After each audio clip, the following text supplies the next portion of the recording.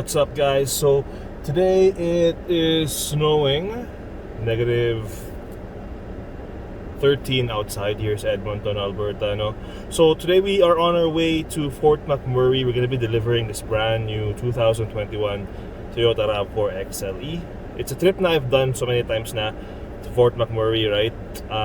Almost kabisado ko na kung paano pumunta doon. It's from Edmonton. It's literally just one right, one left, drive, another left, and then drive, and then another left ulit. Ganun siya kadali.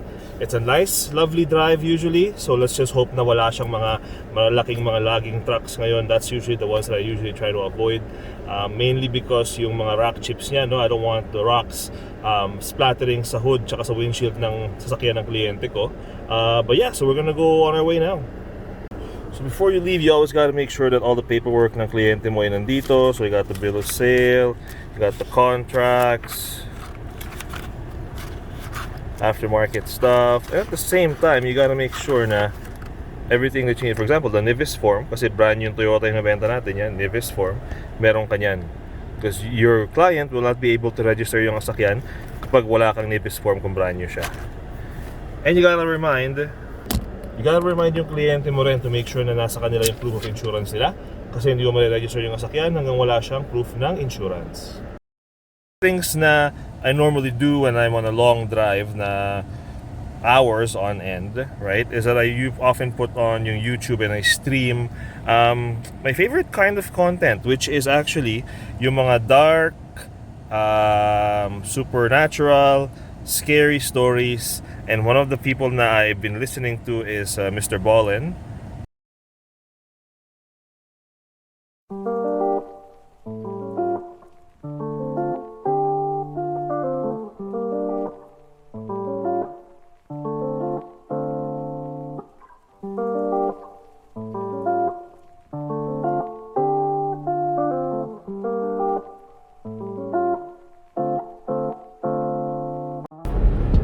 So this is one of those situations that if you're driving to Fort Mac is both annoying because it would really delay your pace when you're driving. At the same time, you know, it's also very dangerous is when, I'm not sure if you guys can see, merong malaking truck dun sa harapan, sa pinakaharap. So in front of the two vehicles in front of me, there is a big truck. Nasa likod, nasa dulo siya doon. And it just holds everybody up to traffic, right? So right now, everybody's driving the speed limit, but normally on these roads, hindi ka makakadrive ng speed limit because everybody is driving so fast. But now everybody's getting delayed by that one truck.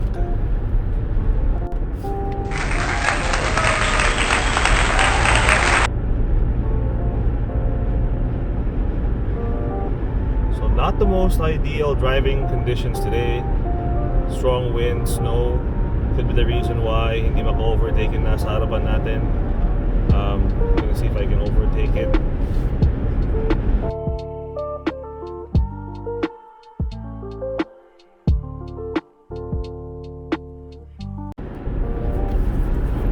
So we've successfully passed yung napakabagal na nasakyan kanina. Now, ang next challenge naman natin when you're driving through these roads is how do you pass yung mga ganito klaseng kalaking sakyan, kasi it's a two-lane way, so one lane going in one each direction, right? So I guess two-way lane, you can say that. Not sure what the exact technical term is. So kailangan mong tansyahin kung kailan mo siya pwedeng i-overtake, that you're gonna have enough speed and you're gonna have enough space para maunahan mo siya sa harapan niya.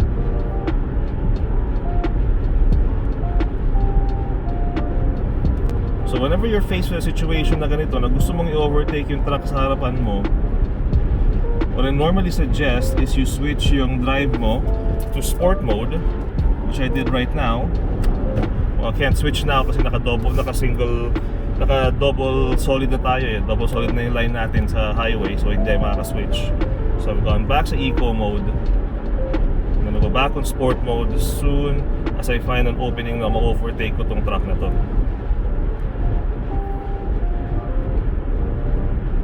Now we're back on the on the dotted yellow line sa highway.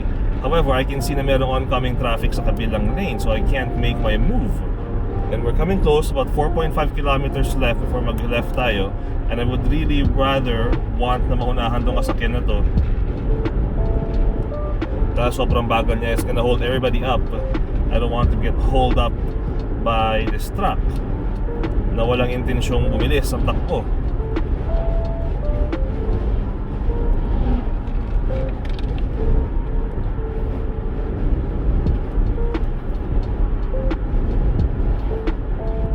Coming close to our first left turn.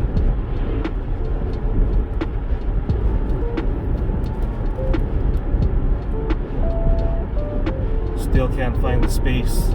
Ayun.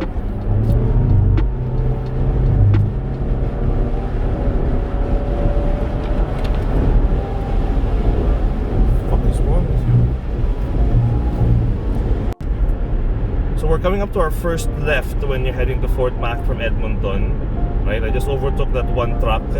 So now, all of a sudden, he's deciding na bibilisan niya yung takbo niya.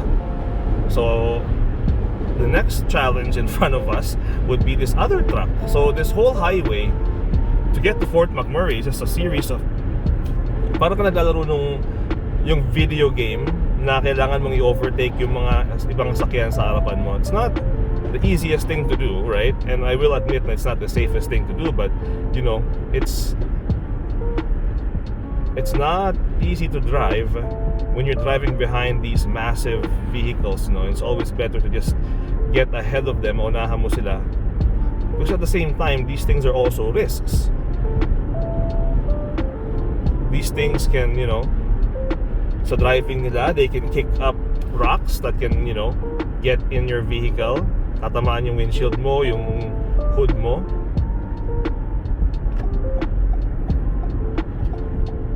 So it's always best to just avoid them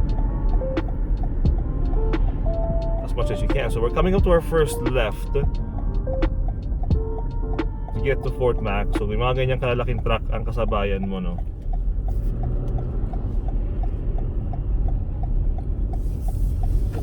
See how slow it's moving kasi nga it's so big.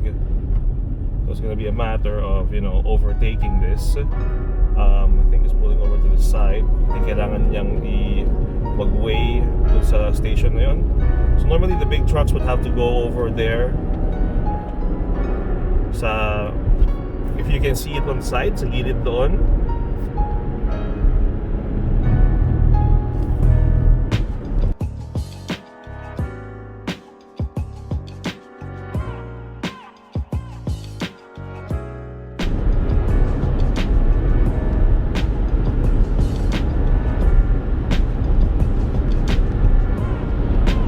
We're about 77 kilometers away from our next left turn, which will be the one that will take us straight na, I believe, no, to Fort McMurray, on the highway to Fort McMurray. So majority of the drive, once nalapasan mo na yung mga maliliit na town kanina, right, you're gonna pass through this nice area, right, this whole wooded area, I guess you can say. Para siyang para siyang maliit na forest eh. But it's not, because you know there's some farmland right next to it, and sometimes you can actually catch a glimpse of, you know, the woodland animals like yung deer, may liit na mga deer na minsan tumatawid sa daan.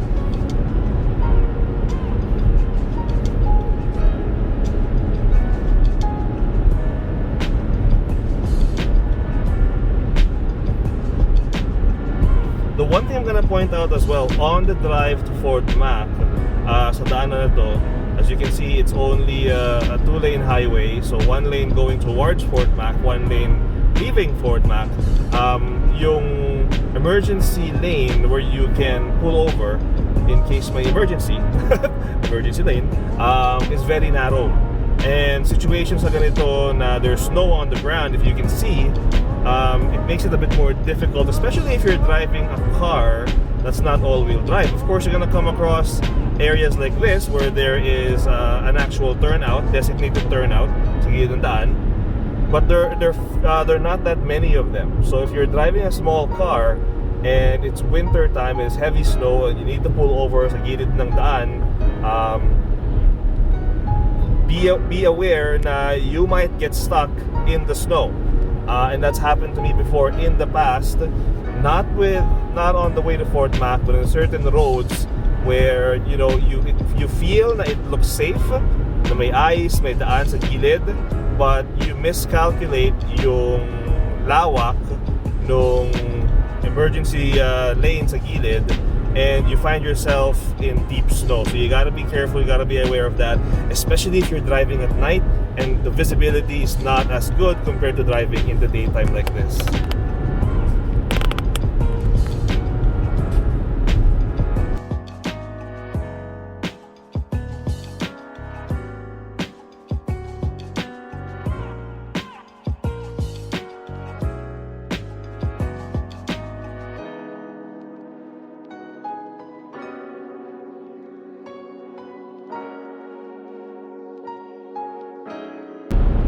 So we're about 77 kilometers away. Our next left turn, which will be the one that will take us straight na, I believe, to Fort McMurray, on the highway to Fort McMurray.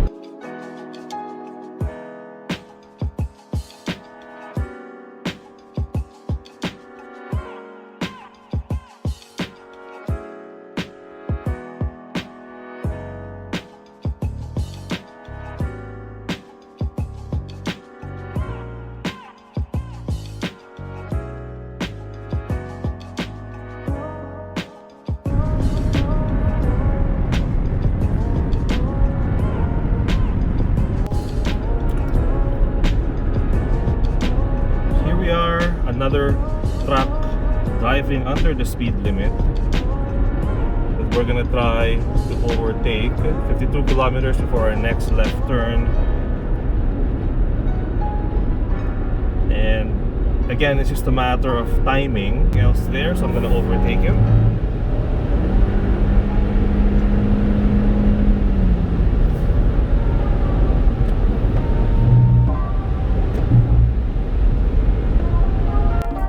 Remember this place. This is grassland, entry ng grassland, because I remember getting pulled over here. This is the first time na I got pulled over on a delivery, and na-overtake namin yung isang malaking truck, and then was that a truck or no?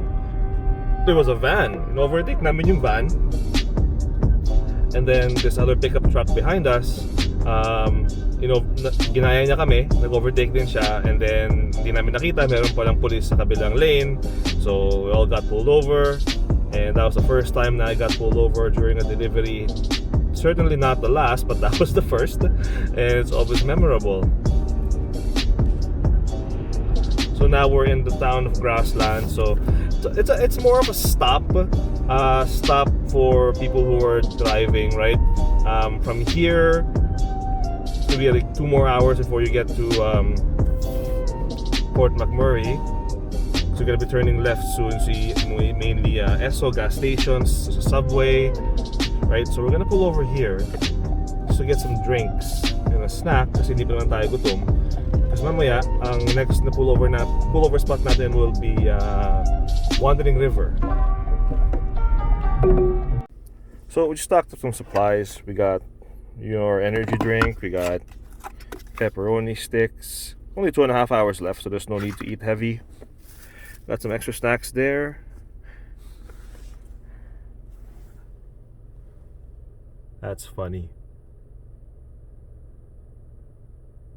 Alright, so we're back on the road again. We got about 228 kilometers left, so we're probably gonna stop for gas at Wandering River before we go.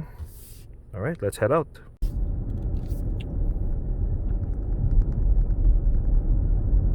May na pull over.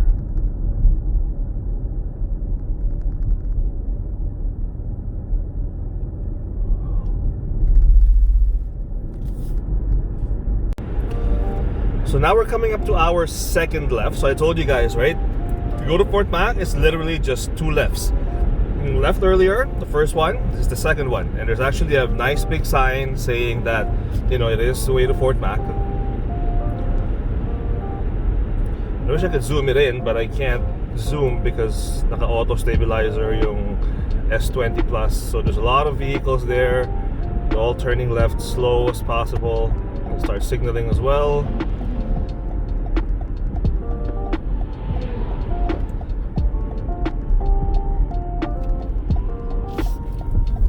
see there is a sign that says Fort McMurray on the right side of the road. So we're going to be here on the left. And if you keep going straight, I believe that goes to, I'm not sure if Bonnyville, because I know I've traveled there straight before. I'm not sure if it's Bonnyville, because Boyle is on the other side, and I had clients before sa Boyle, so I think it's Bonnyville where you actually go straight. This time, this is our next left. So it's literally two lefts. And you see a sign that says Wandering River. So Wandering River is the biggest stop that you're gonna come across between here. When you enter this highway, that's the only place that you can get gas, supplies, and there will actually be signs sa gilid ng daan saying that, you know, hey, this is, you know, 100 and something more kilometers before the next fuel station. So right now we are at distance to empty 340 kilometers. So I think we can make it. I'm gonna push as much as I can. That's normally what I do when I deliver vehicles. I will push the car as far as I safely can to see how good it is, a fuel economy niya. And normally I would measure how many times I would have to go for gas. The trip to Fort McMurray is about 4.5 hours. So incorporating mga stops and all that stuff, usually I would estimate around 5. So I left Edmonton with a full tank of gas, and right now we are at, oh, I can't see. Yun, sorry. We are at 339 kilometers before empty. So I think we're gonna make it. It's a common thing here, I guess, in the western provinces. You're gonna see houses, or not, yeah, that's a house getting transported.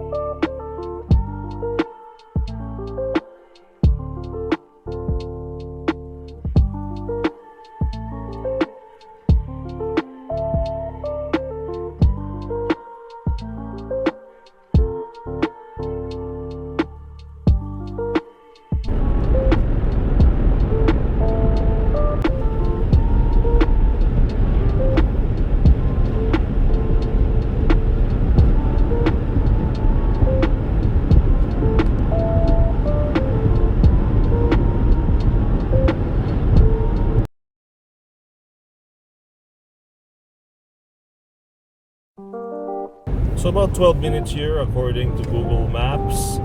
We're gonna start slowing down because we're gonna reach the zone where you have to go down to 100 kilometers per hour.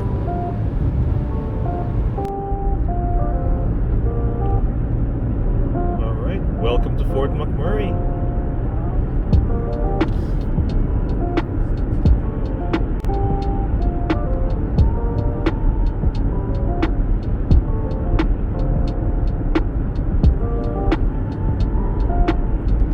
Again, you can see those big, massive machines. Minsan it's trailers or houses or buildings. In this case here, it's I guess it's a big machine for use in the oil field, I guess.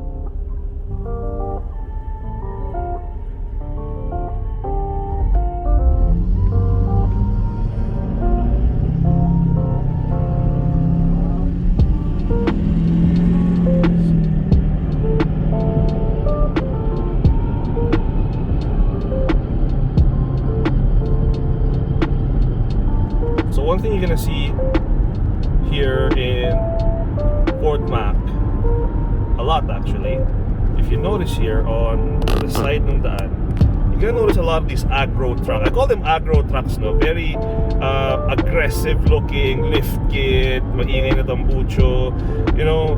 And a lot of the people who own these kinds of trucks, legit naman, they need it for work, right? When they're towing something and maybe they're going off-road, off-trail. But most often than not, these kind of trucks kasi are mainly just for ego, right? A lot of people buy them and they customize them just to, you know, I guess it feels more manly for them to do that.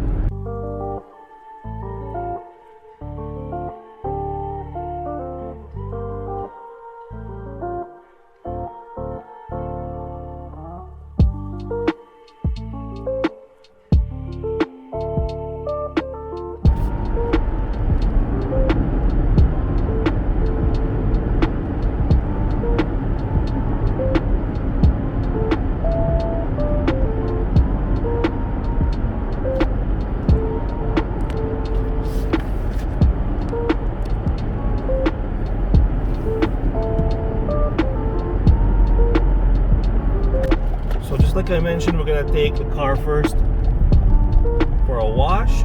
So there's this car wash na I go to every time sa Bukana na mismong Fort Mac. Makes it more convenient. Unless the customer lives further down, I usually go to this one here. And I've been here so many times na kabisado ko na kung saan yung mismong car wash. I don't need to GPS.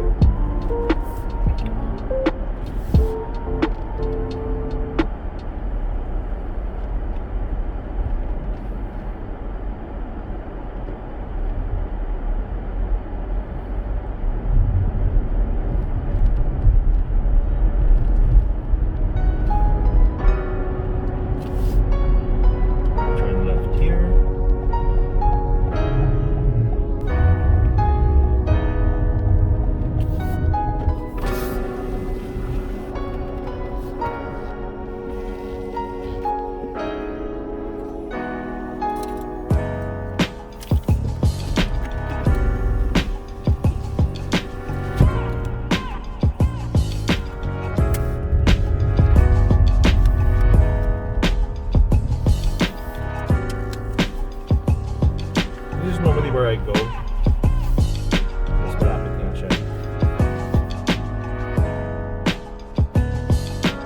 What you're gonna do is print this out, and this goes. So you pay for it after. I'm not sure why it's all grainy.